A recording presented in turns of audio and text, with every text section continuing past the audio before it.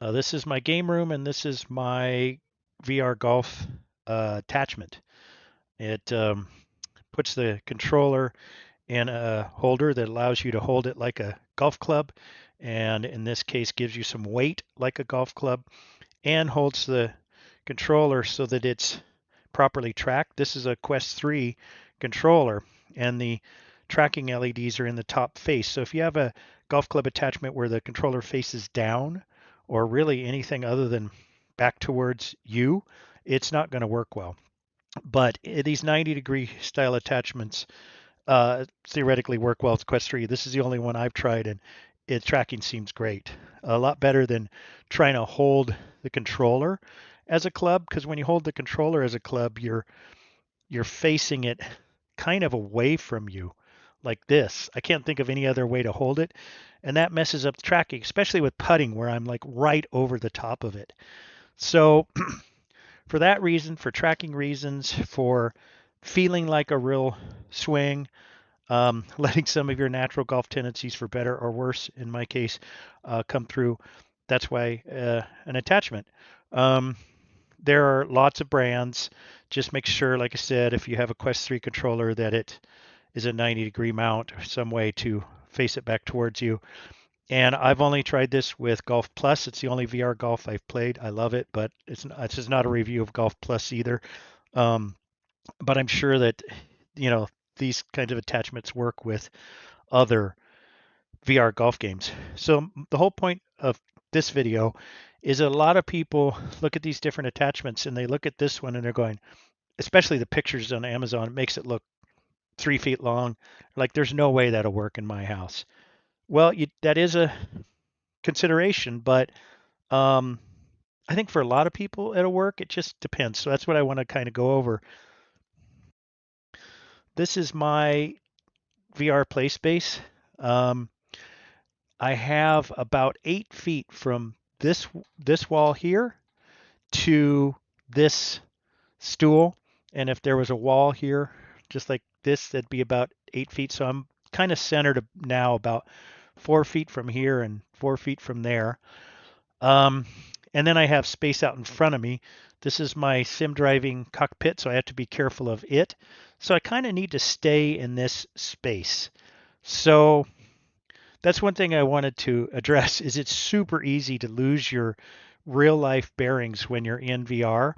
You know, you address the ball and it's a little farther away from you than you expected, so now you've moved forward, and then you turn to face a different target, and now you're going this way, and the next thing you know, you're swinging the club at your computer or something. So I had some close calls with that, and so I now use this couch as my, I don't even have to go through pass through mode or anything. I just back up against it with my feet, reach down, touch this. I know I'm standing right here. I know I'm 4 feet from the wall, 4 feet from that. I'm not too far out. This is where I am. So that's a suggestion I have, to either put down a little rug or a piece of AstroTurf or have something to consistently and precisely orient yourselves, unless you have an infinite amount of room.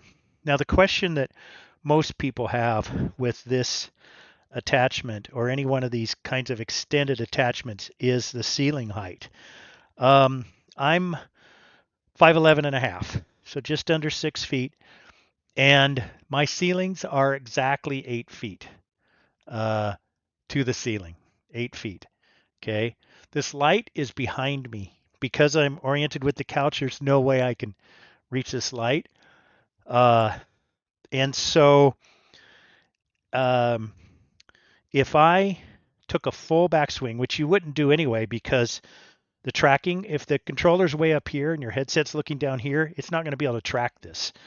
So you're probably going to take some kind of abbreviated backswing. But regardless, even if I took a full backswing, I'm just nowhere near the ceiling. And like I said, that light's behind me, so don't let that freak you out.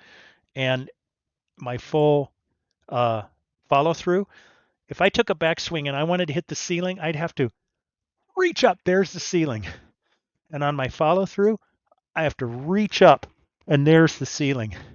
So 8 foot ceiling, 6 feet tall, normal swing. It's not a problem. And yeah, I wouldn't go much less than 8 feet, 4 feet on each side of you. I wouldn't go any less probably. If you have a 7.5 foot ceiling, then get like a yardstick or something and see. I think it would still be okay, but depends on how worried you are about your ceiling. But anyway, yeah, I can do a full swing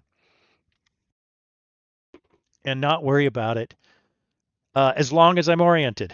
Uh, keep the space in front of you clear. I had my computer chair over here. I was in VR. I was going just some practice swings. That's all, just some practice swings. I hadn't cleared the space because I'm not going to do a round. I'm just going to do some practice swings. And just exactly as my club got to where the ball was in VR, full strength driver swing, I hit a hard part of this chair. And long story short, the controller survived okay.